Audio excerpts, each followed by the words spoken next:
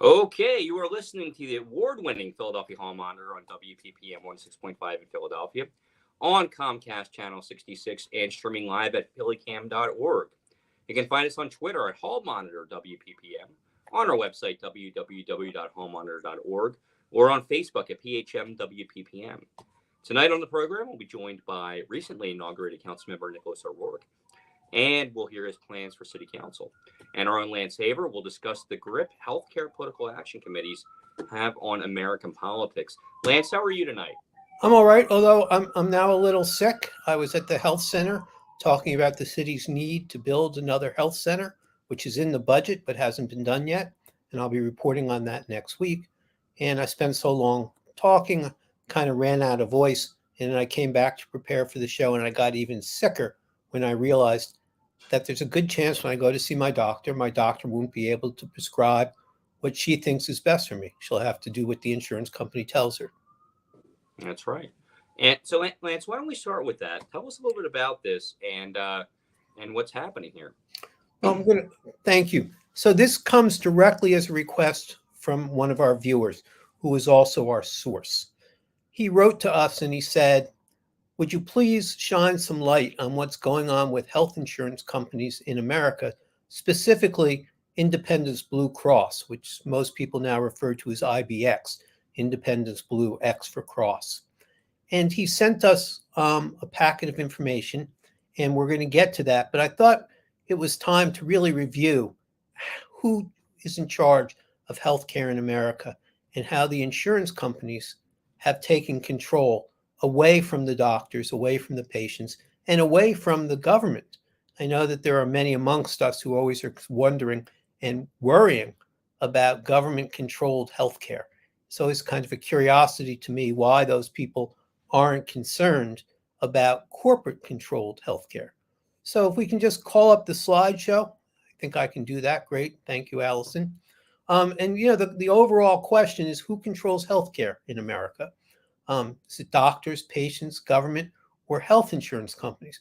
Now, one of the reasons why there are people who are opposed to what's commonly referred to as single payer, meaning a Medicare type health insurance program, is because then the government's going to say what's covered and what isn't covered.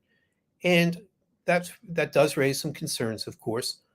But somehow it doesn't seem to raise any concern for those same people when we say to them, well, who's controlling it now? And let's start by saying insurance companies don't hide this.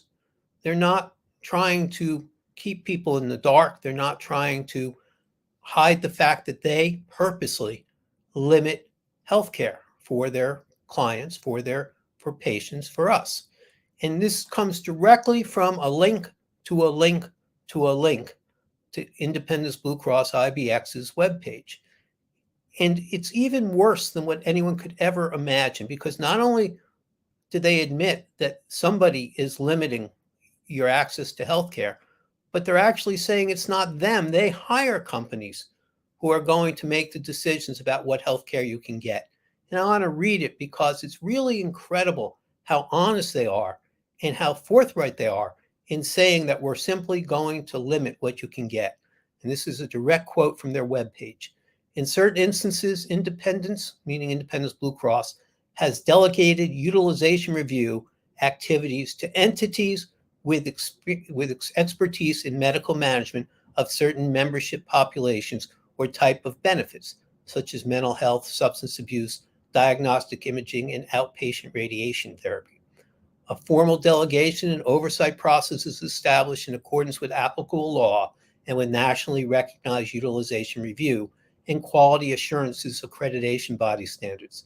In such cases, the delegates' utilization review criteria are generally adopted by Independence for the use of the delegated entity. A lot of dense words in there, a lot of words. Well, we think we know what they mean.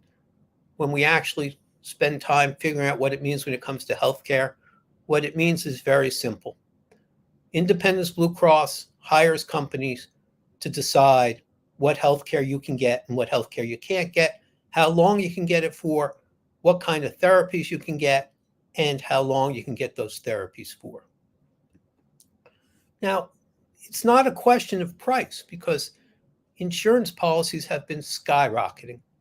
And no matter where you look for the information, you'll find out the same thing. Whether you look in your own checkbook, you look in your own bank account, you look in your employer, what your employer is making you pay as way of a copay.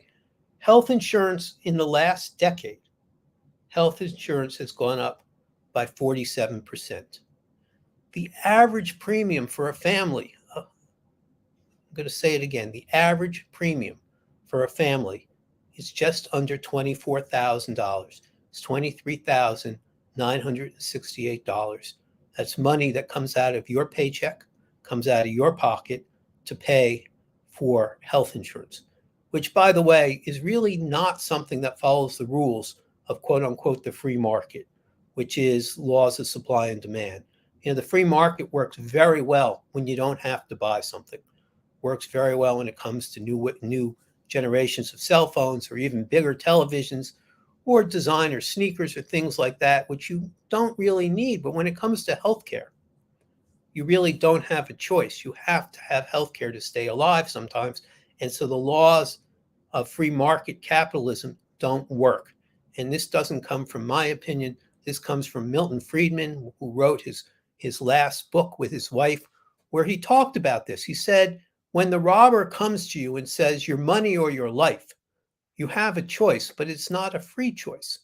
So when the health insurance companies come to us and say pay more, don't have health coverage, it's a choice, but it's not a free choice. And without a free choice, the market can't work. So do health insurance premiums, and that's kind of an interesting word in and of itself. Why do we call it a premium? Why do we not call it a cost? Why do we put this word on the end that makes some confusion? But do they have to charge this much? Is it that insurance companies are going broke and they have to keep raising rates or they'll go out of business? Well, it's not true. Insurance companies have enough profit that they could lower quote unquote premiums tomorrow and have absolutely no problem. This comes from Wendell Potter, who was a former insurance executive who got sick to his stomach over what he was doing, left the industry, and has become a critic. And he writes, in 2022, big insurance revenues reached $1.25 trillion and profits soared to $69.3 billion, a 300% increase in revenue and a 287% increase in profits from 2012. So in the same decade where we saw that insurance premiums were going up by 287%, we saw premiums go up by 47%, we saw insurance company profits go up by 287%.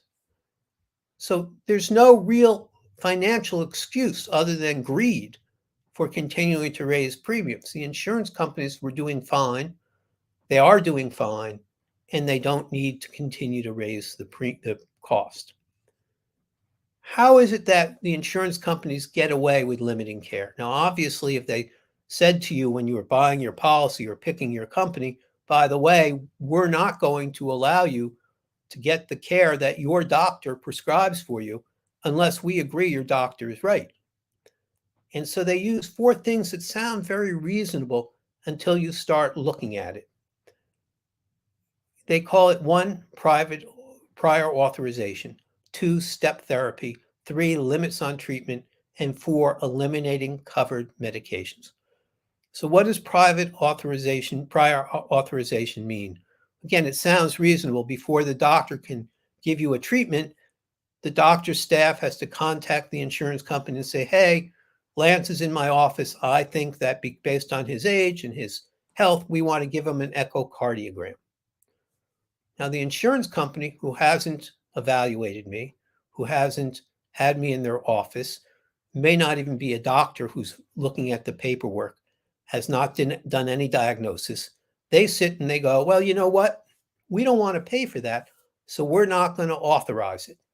And when they refuse to authorize it, my doctor comes back to me and says, well, look, here's your choice. You can pay out of pocket for the echocardiogram so we can see if we have to send you to a cardiologist, or we can just let it go and we'll guess whether you're in good health or not. Now, of course, I want to know how much is the echocardiogram without the insurance. And it turns out it could be as much as $1,800, which I didn't bring in my wallet, so I don't have it. So prior authorization is one of the ways they limit care. And I want to be clear about this. Each one of these allows the patient to appeal the decision. But when you appeal, that is a very difficult thing for most of us to do. You have a first level appeal, a second level appeal. You finally go into a room where there's lawyers and there's doctors and you by yourself, and they're all telling you you're wrong, you don't know. So yes, there is an appeal, but it's very hard for most people to get through it. And the more paperwork and prior authorization that's required, the more the doctor's staff has to spend time and energy on the paperwork and has less time and energy to spend on you, the patients. Second thing they do is they have what's called step therapy. So you go in to see the doctor says, let me tell you right now, you need that hip replaced. That's it. And the insurance company may say, well, before you replace that hip, we want you to go through this process. We want to send you to rehab. We want you to take this medicine. We want you to do this. We want you to do that. We want you to do the next thing. Now that adds, one, to the human suffering. Two, it interferes between a patient and a doctor. And three, it ends up being more expensive because the step therapy almost always doesn't work. The only thing that happens is that patients stop going because they're not getting the results they want, because each step costs them pain and suffering and time and energy. And the step therapy, much like the prior authorization, which sounds reasonable, use the lowest cost therapy first, ends up as being an impediment for people to get the type of care they want. The third thing they do is called limits on treatment. And that may be something as simple as saying, if you're struggling, your wife or your husband of many years has died, and you're struggling with some depression, and you have a hard time getting out of bed in the morning and going to work. And almost everyone says there's a grieving process, and some people need help with that process, and we recommend they see therapists. But the insurance company gets to decide how many times you get to see the therapist. They can decide how long you should grieve for and what kind of help you need grieving. So the insurance company may say, sure, you've been married for 30 years, you've lost your spouse, we understand it's rough, it's tough, and we're going to let you see a therapist, but only for 10 sessions. After that, tough luck on you if you haven't recovered. The fact that you were married for 30 years and in 10 weeks you haven't gotten over it, we don't care. We have to limit treatment so that people don't waste our money. And it could be on psychotherapy. It could be on helping people deal with addiction. It could be as simple as, how many sessions do you get at the physical therapist? This goes in with step therapy. If the insurance company is saying, well, go see a physical therapist before you get your joint replaced, and then they say, well, you can only see the physical therapist for 15 sessions, it's kind of counterintuitive to say the insurance company both gets to tell you what you have to do first, and also gets to tell you that whatever they told you have to do first, they're going to limit how often you can do it. And the fourth type of access that they limit is on the medical coverage. On the medication coverage. So many of us have insurance now that covers medications. What we often don't know is each insurance company gets to decide which drugs they'll cover and which drugs they will not cover. Now, that's not such a big problem, because when you go to buy the plan, or when your employer goes to pick out the plan, they can kind of look through the list and say, well, this drug is a drug that I use, it's covered, I feel okay about this. What we're not told is that the insurance company can just drop that drug. So if I'm taking a specific drug for a specific reason and the insurance company decides it's too expensive, they just stop carrying that drug, and they call up the pharmacist and they say, we're not going to cover that anymore. And then I get the information. I have to go back to my doctor and see if there's another drug. So those are the four major ways that the insurance companies use to limit care. But the best thing they do to limit care from their point of view is they actually refuse to pay the claim. And with all the discussion around AI, this has become even a harsher penalty. So one company we know about, Cigna, is using AI to review claims. We don't know this from the Attorney General of Pennsylvania, who, by the way, has declined to investigate any of this. And we don't know it from the federal government, who has also declined to investigate all of this. We know this from a private lawsuit. Someone who's representing a doctor who had medical insurance and couldn't get his treatment approved hired a lawyer and started doing an investigation. And what they found was that Cigna was using AI to look at claims. And they denied 300,000 claims, spending an average of 1.2 seconds of computer time on each claim.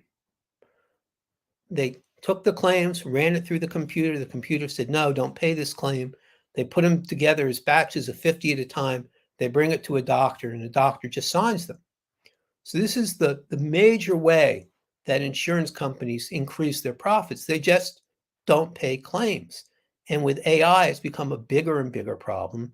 And as we'll see later today, as the insurance industry has figured out how to support political candidates, and as we have this tremendous push to deregulate the market and to take away all the power of regulatory bodies, there's no one who's standing up right now and saying, well, we're not going to allow health insurance companies to deny claims.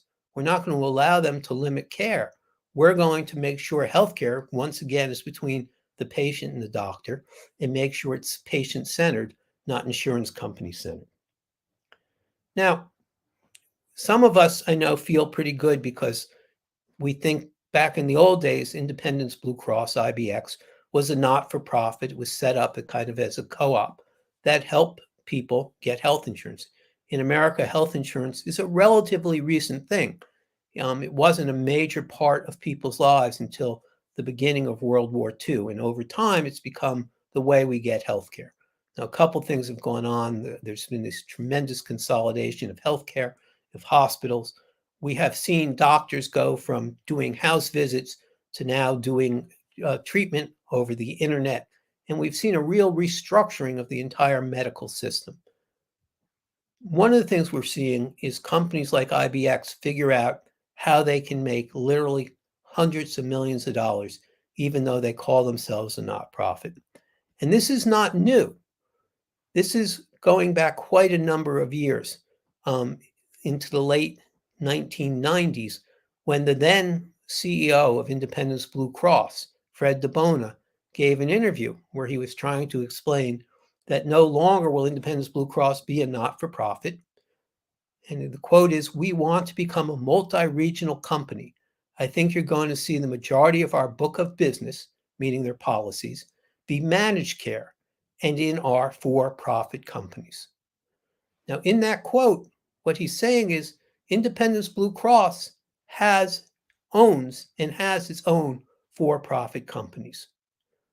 But you'll never find out what those companies are because they don't list them in their annual report.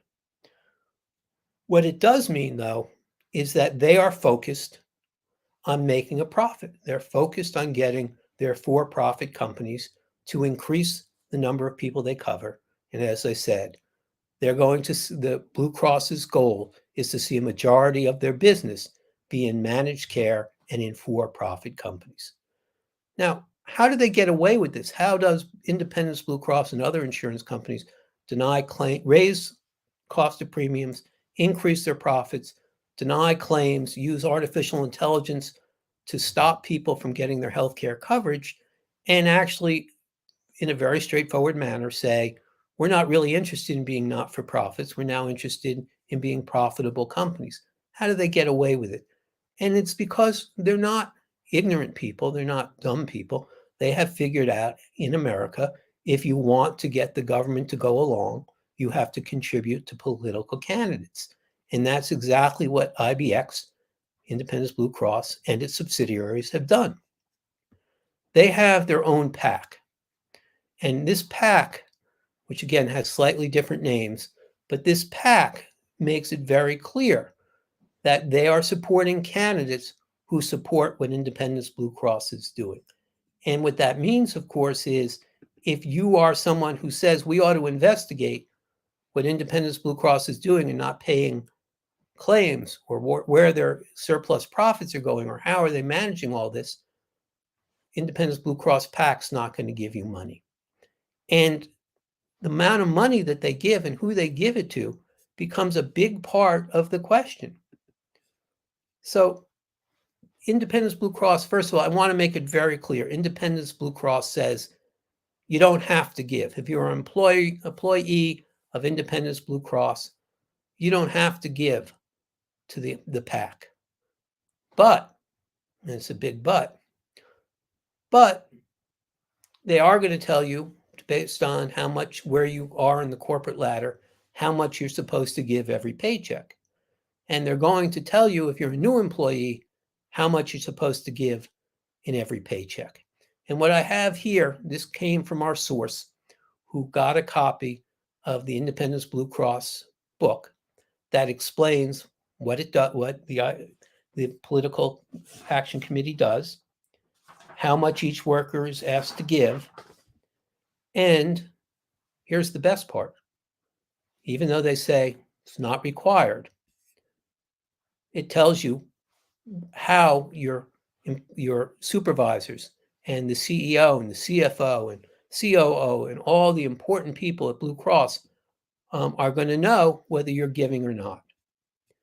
So one of the things they give you, if you give, is this little pin. And I think you can see it. It says Independence Political Action Committee. And I brought one here so you can hold it up. And again, this comes from our source. And what happens is when you give, you're able to put this on your lapel. And when you go to work every day, the people who are your supervisors, the boss's boss and the boss's boss's boss, and the CEO, if you're lucky enough to ride up the elevator with them, is going to see whether you give or you don't give. They're going to know whether you're someone who's contributing to the PAC to keep Independence Blue Cross's profitable operations outside of the examination of government. But it's not just the pin. It's not just telling your fellow workers and your bosses. It's also, if you give, you get invited to private meetings. And those private meetings are where other people who give.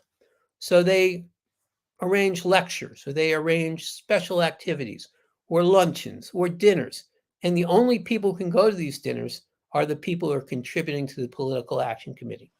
So the CEO of Blue Cross, IBX, goes to give a lecture, and the only people allowed in the room to hear that lecture are people who are giving to the PAC. And Independence Blue Cross doesn't have just one PAC. They have one PAC for themselves. They have another PAC for their for-profit subsidiary. And then they did something that's really incredible. What they did was they said, well, all of our vendors, all of the people who we give money to for contracts, we're going to expect them to form their own PAC to support us. And that has a name. And that name is, when you look it up, you find out that, of course, makes sense. If you want a contract from Blue Cross, you set up an independent PAC, and your independent PAC gives money to the same candidates that the Independence Blue Cross PAC is giving to. It sounds like a problem. Independence Blue Cross tries to say, well, it's not really a problem because they give money to both Democrats and Republicans. And when you go on the webpage and you look, you see that that's true. They do give money to both Democrats and Republicans. But the largest amount of money they give doesn't go to a candidate. It goes to other PACs. And the largest PAC that Independence Blue Cross gives to is a PAC called Pennsylvania Future Fund. Pennsylvania's Future Fund supports, and I'm going to read, it defines itself as a, quote, pro-growth political action committee that is focused and committed to improving and maintaining the Republican majority in the Pennsylvania legislature and courthouses across America. So Independence Blue Cross, while on the one hand is saying, we support all the incumbents, both the Democrats and the Republicans, so you shouldn't be too worried about what's going on because we have an even hand and all we're doing, just like we hire lobbyists, we're just giving this money so we have access to the candidates and we're not trying to shape the future. But then when you dig a little deeper and you look at who really gets the money, you see that they are trying to shape the future, and they're trying to shape the future to support the Republican Party in Pennsylvania. Republican Party in Pennsylvania, for those of you who don't remember, ran a Supreme Court candidate in the last election. Now, she lost, but she was an anti-abortion candidate. She had, for her years of her life, been opposed to women's right to control their bodies, and it was clear that had she been elected, she would have been a vote on the Supreme Court for Independence Blue Cross to deny coverage for women's health care. Now, the other thing that's clear is the majority of the money that doesn't go to PACs like the Republican PAC, which has such a great name, the Pennsylvania Future Fund. The word Republican isn't in there. The word anti-women's health care isn't in there. The word anti-reproductive rights isn't in there. Just the Pennsylvania future, so it's really hard unless you keep digging to know what they're saying. Aside from the PACs like that they support, the majority of who they support are incumbents. On the list, you can even find AOC, you can find progressive Democrats, you can find conservative Republicans. All that matters in terms of getting money directly from Independence Blue Cross is the elected official in a position of power. And I want to thank our source who sent us all this information, sent me the pin, sent me the forms showing how much every Independence Blue Cross employee was supposed to give, and the little provision in the back that says, hey, if you give, not only do you get this lovely little pin that you can wear when you come to work, but we also invite you to private meetings and private events where our CEO is going to see you there and know that you're one of the givers. And if you don't give, you don't get invited, and you can't wear a pin. And yes, it's completely voluntary, but certainly your supervisor, your supervisor's supervisors, and your supervisor's boss knows whether you're giving or not. And here's what our source wrote to us and asking us to shed some light on this. He wrote, what is shocking is not the actions on the part of IBX, Independence Blue Cross, to preserve the savage inequalities foundational to their business model. What is shocking is the number of quote-unquote progressives who line up to receive thousands of independence dollars. And this brings us back to the beginning. Health insurance companies are purposely, with malice and forethought, limiting the type of health care people can get. They are standing between your doctor and you, telling your doctor what kind of services the doctor can offer, and they are standing between you and your health. And they are getting away with that because the Attorney General of Pennsylvania is not prosecuting. The Federal Trade Commission in the United States is not prosecuting. The Attorney General of the United States is not prosecuting. So those are Democrats and Republicans, many of them getting money from Blue Cross or other health insurance companies' PACs, looking the other way as people are denied services. 300,000 people were denied their claims, each claim taking less than 1.2 seconds. There was no examination by the insurance company of the patients. There was not even a review of the claim by any person, just a computer in AI. And that has been allowed to happen. Excuse me. That's where we are. That's my report. We did send a letter to the press offices of Independence Blue Cross to ask them to confirm what I was saying. We sent them a list of questions. We asked about all these things. We got no response. And as a result, all I can tell you is we have done our part to ask Independence Blue Cross to comment. And as of today, we have no response. Larry, that's my report for the evening. As I said, it's one of the sickening things. 300,000 people have their healthcare claims denied by a computer without anyone knowing what's happening. And 90% of those people don't know they can appeal. That's right. And we'll get into the appeal process another night, because even though we say you can appeal, the way in which the appeal process goes forward makes it almost impossible for regular people to participate. Yeah. Yes, the doctor who didn't get his claim honored, who had the financial resources to hire his own private lawyer, who also has the medical expertise to ask the doctor who signed the claim, who signed the rejection, did you look at this? Did you look at that? Did you look at the next thing? You know, those small 0.5%, 0.25% of people, yeah, they'll win their appeal. But for the rest of us, there's nothing.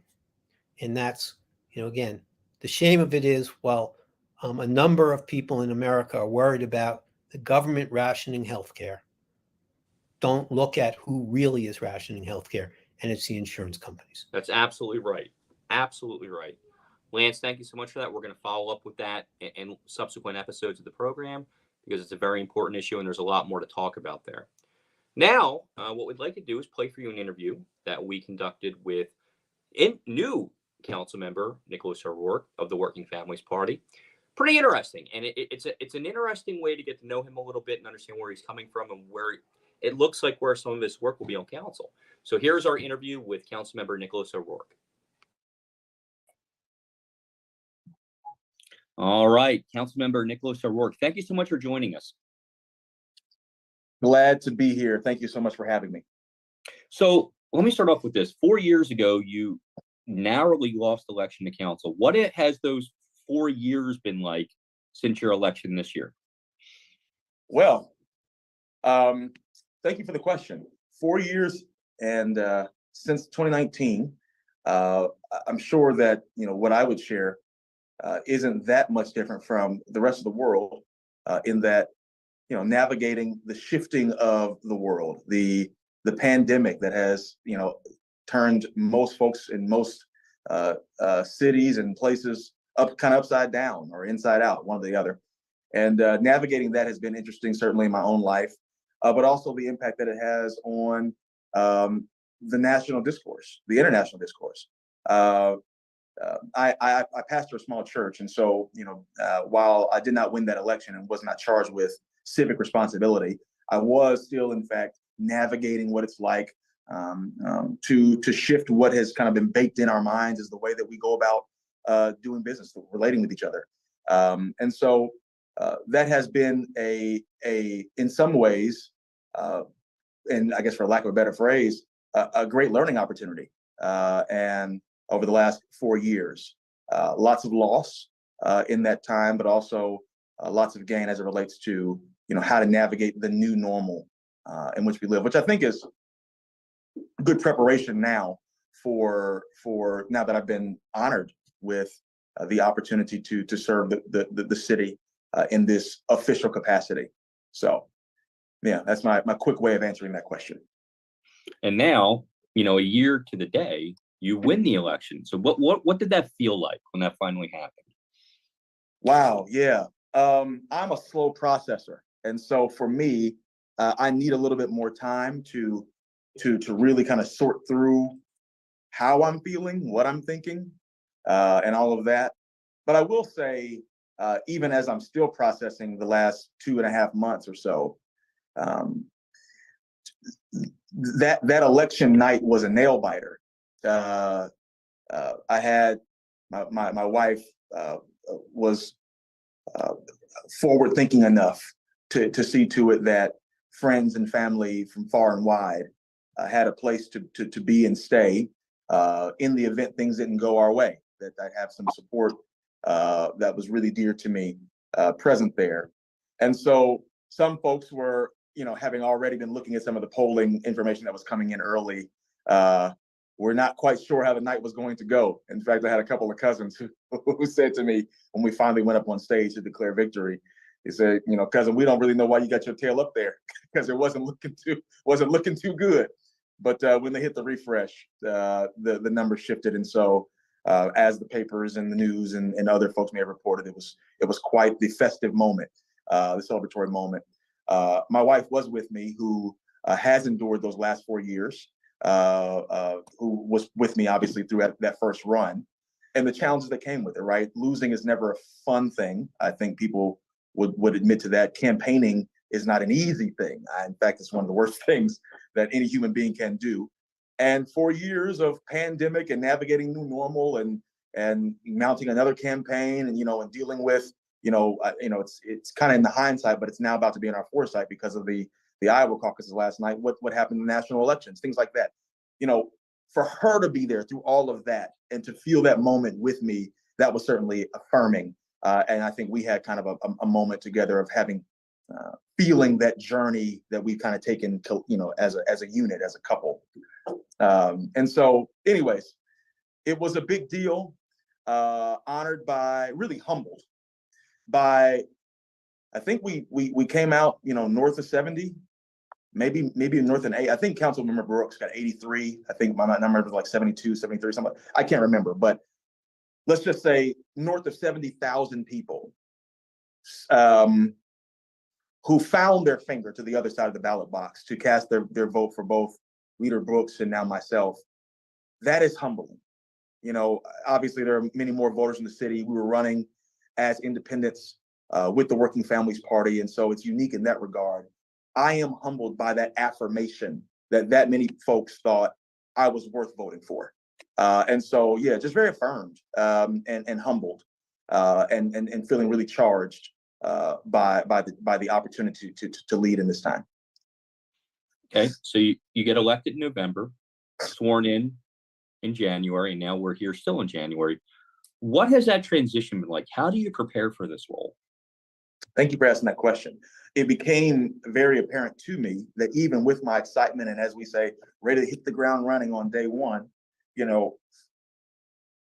both Leader Brooks as well as myself were the only two races, like actual contests in town. Certainly, in theory, all of the other at-large and or contested district seats, as well as the mayoral, was still in contest, obviously, for the general election.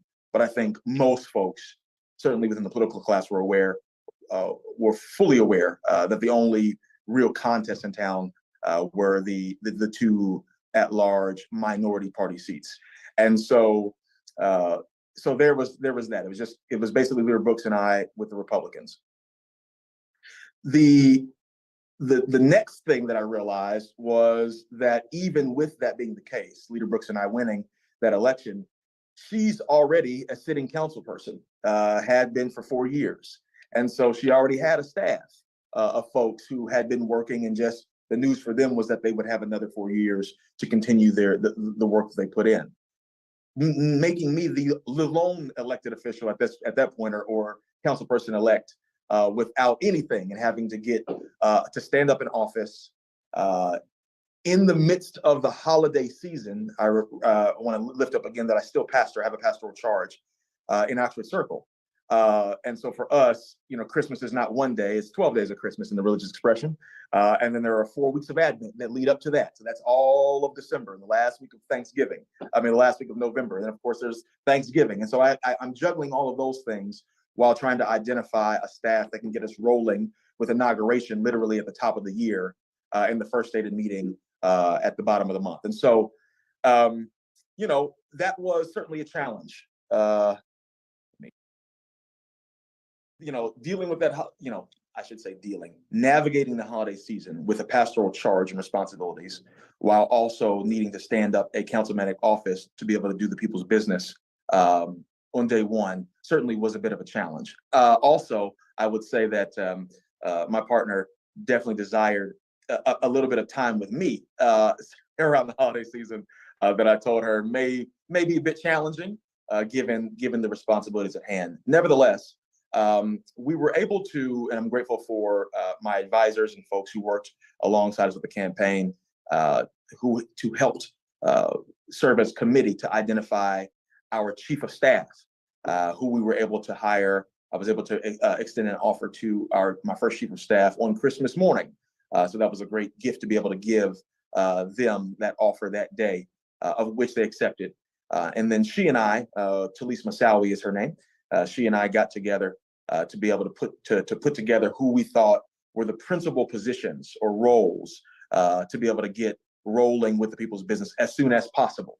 And so we identified those positions, and we got to work forthwith to begin interviewing those persons. And so we are just about finished with that, actually ahead of schedule as relates to what we said we needed to do. What we said was we needed, XXX positions by the second stated meeting. So that'd be February 1. And it looks like we'll be able to have those positions and +1, maybe +2 by next week. And so we are rolling. It's been a lot coming on to us.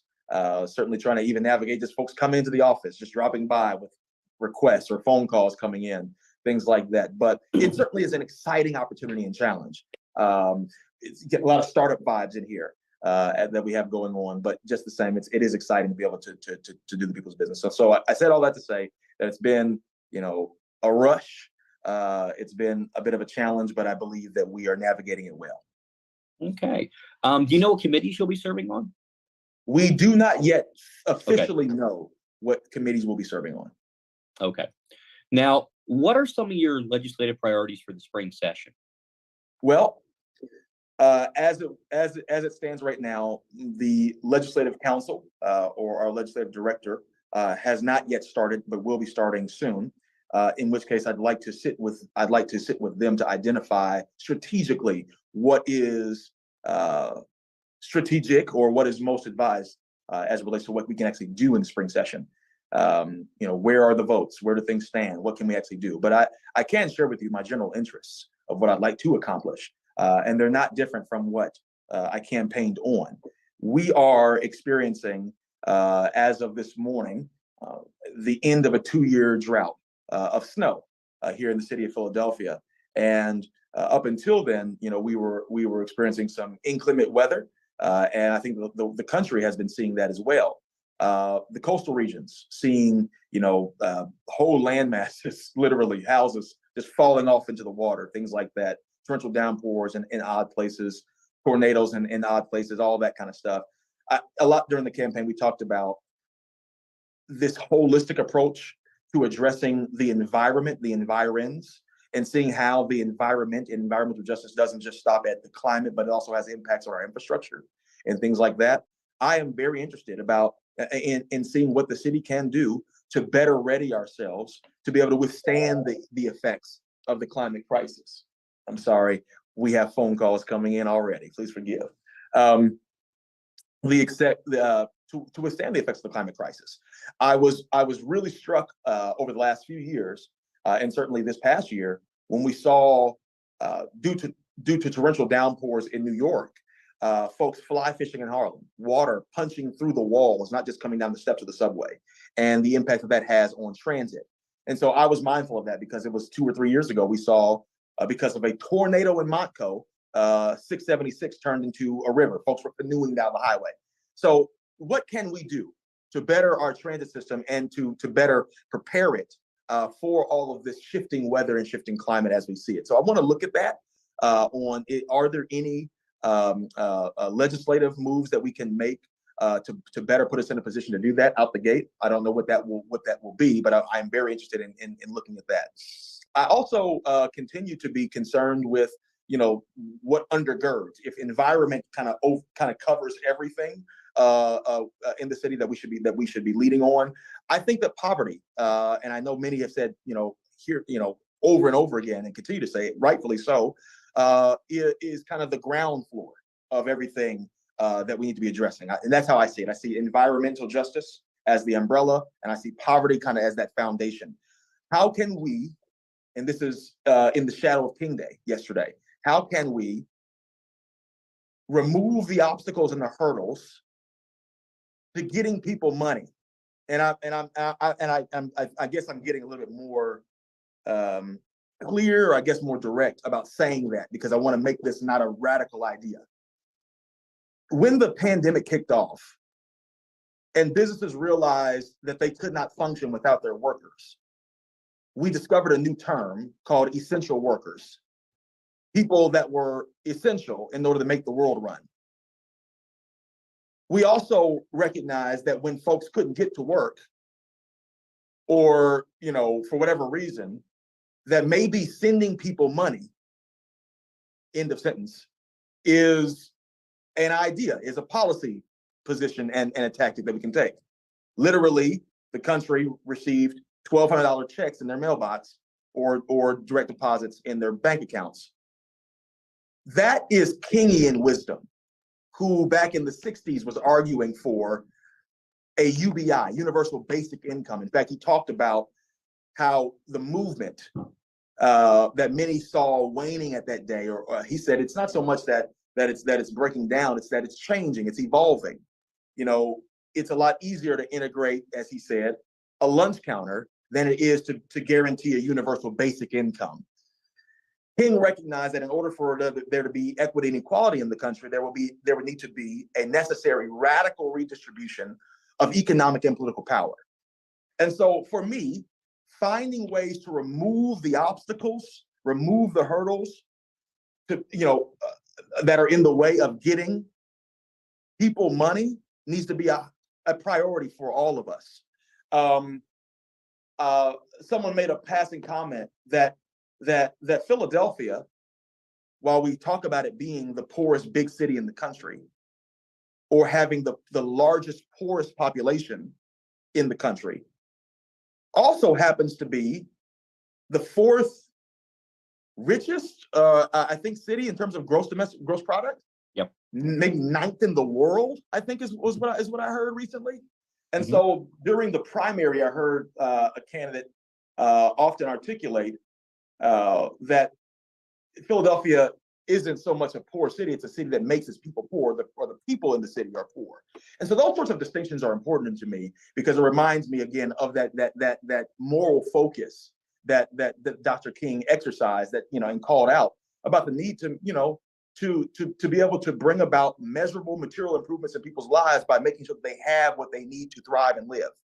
And so, said all that to say, I'd like to explore more. I think I heard recently that there are some pilot programs around UBIs here in the city of Philadelphia, but I am very interested in seeing how we might be able to bring those to scale, to be able to have more of an impact. More cities are reporting that when they did when they advanced UBI programs, just pilot programs, how many folks were able to find housing that didn't have it before?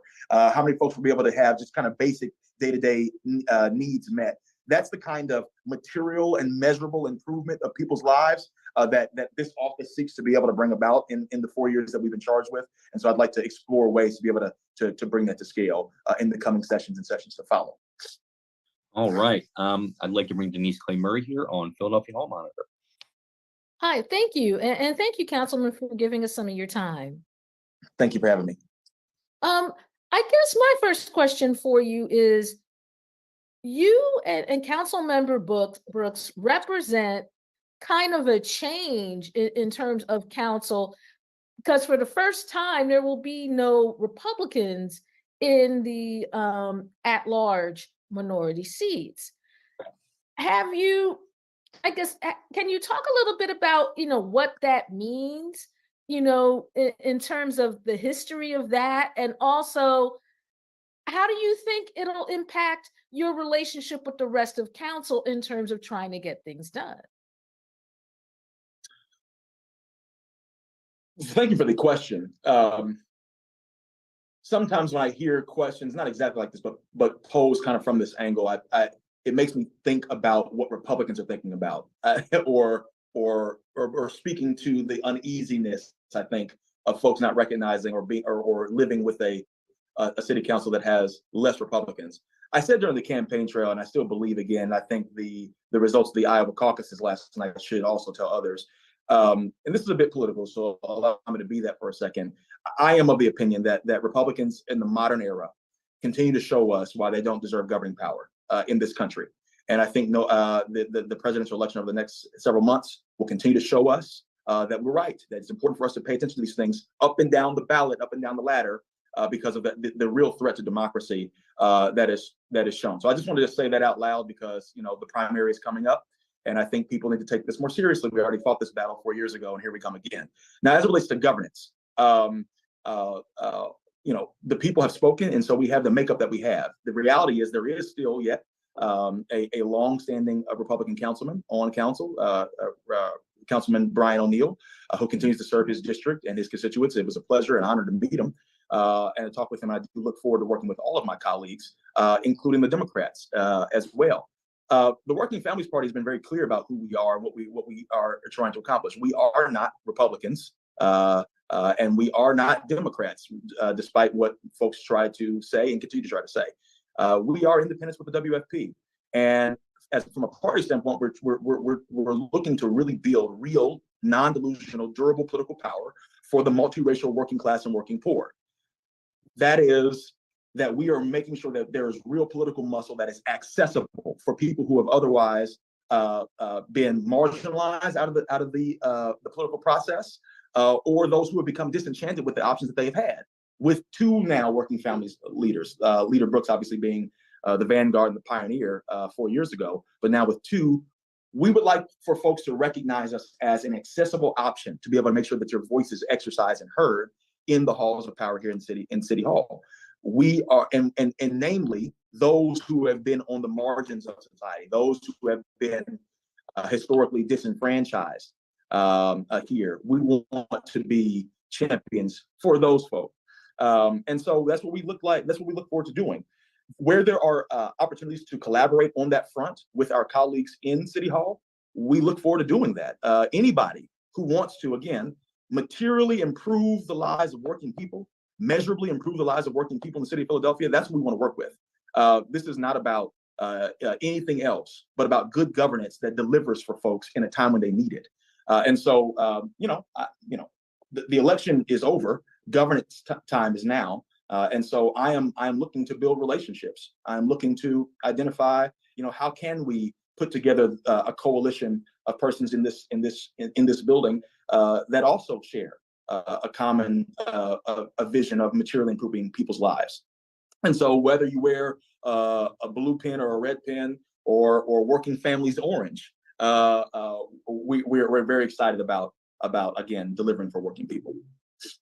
Now, you have your first real council meeting on the 25th. Have you thought about what kind of issues you want to take on immediately as a council person? Have you thought about what you want to lead with? Your first day, it's kind of like your first day of school. Have you thought about what you want to do on your first day of school?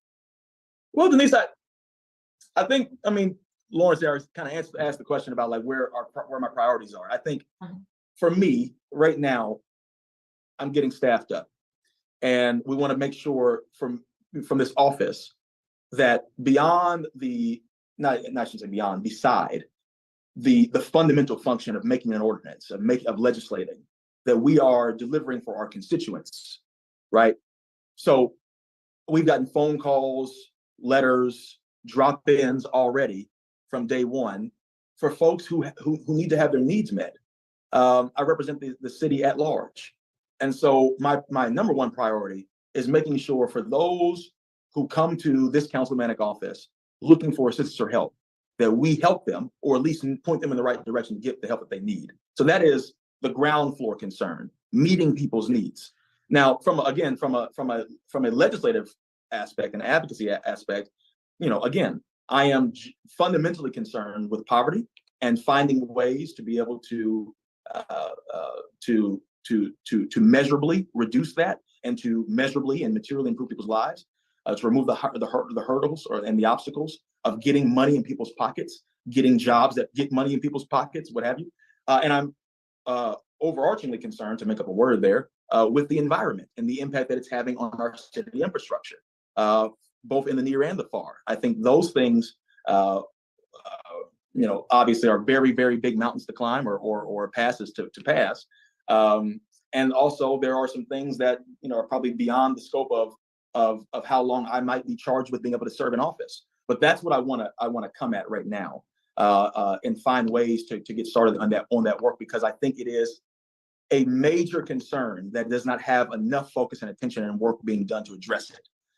We keep hearing over and over and over again every single election cycle, and most government speeches and stumps, that poverty is a problem in Philadelphia. So, what tactic and what move we'll make, it remain, my legislative director and I will be having conversations about what we can do reasonably, practically, as aspirational and progressive as I am. I do have a very, very deep pragmatic bone in my body. And so, as you know, in this building, if you can't count to 9 and then to 12, then you can't get nothing done. So we're trying to make sure that we can find the things that can get us there. But that is the focus. We want to address poverty. We need to deal with the climate. And Philadelphia is one of the largest cities in the most powerful country on the planet. If we can't lead from here as it relates to poverty and to climate, then I think that we are missing an opportunity to lead in a time when we need it the most.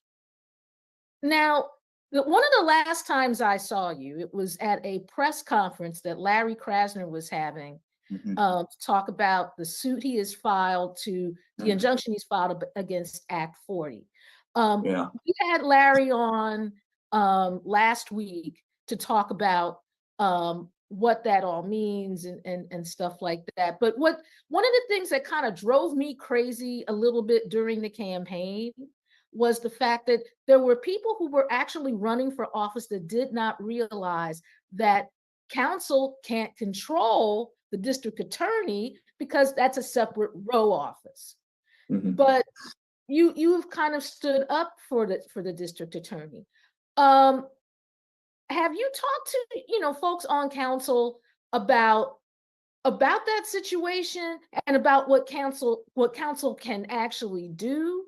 Because one of the points that keeps getting made here is that this is yet another example of Harrisburg trying to run the city without actually running the city.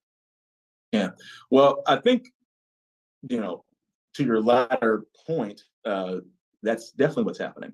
Is that we have those who live nowhere near the proximity of the city of Philadelphia, and dare I say, those who do live in the proximity of the city of Philadelphia, who have taken it upon themselves to disregard the overwhelming mandate that was given to District Attorney Krasner in both of his election bids.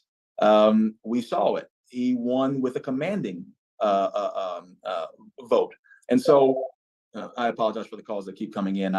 We'll have to figure out how to navigate that so it doesn't always come through while I'm on the phone. Please forgive me. So yes, that is happening. And that is very frustrating to me, considering the lessons that we should have learned over the last 4 years and some change, and probably even now, as it relates to the democracy that is fragile and, as some have described, seems to be slipping in many parts of the Western world. To answer your question about talking about this with councilpersons, I was not alone in my support. All right. We would like to thank Councilmember Nicholas O'Rourke for being here on the program with us. We will put the rest of that interview on our website so people can see it in its entirety. Lance, thank you very much. Thank you. Great interview with the council member. Really enlightening. And we're going to have the other new council members on shortly, so people get to meet them and hear a little bit about what they're looking forward to doing. Denise Clay Murray was in that interview, but she isn't on the show tonight because her husband, Chris Murray, a hall monitor correspondent, is presenting an award tonight. So we wish Chris the best, and we'll see Denise here back next week. And next week on the show, we'll have Catherine Gilmore Richardson with us, the new majority leader of City Council. And she'll be telling us not only about what her plans are, but how council works. We are going to have a series of short videos that we're going to be presenting next week with the help of the council member about how council works, so people can get a little refresher on what happens there. So we want to thank you all for joining us here at Hall Monitor, and we will see you next week.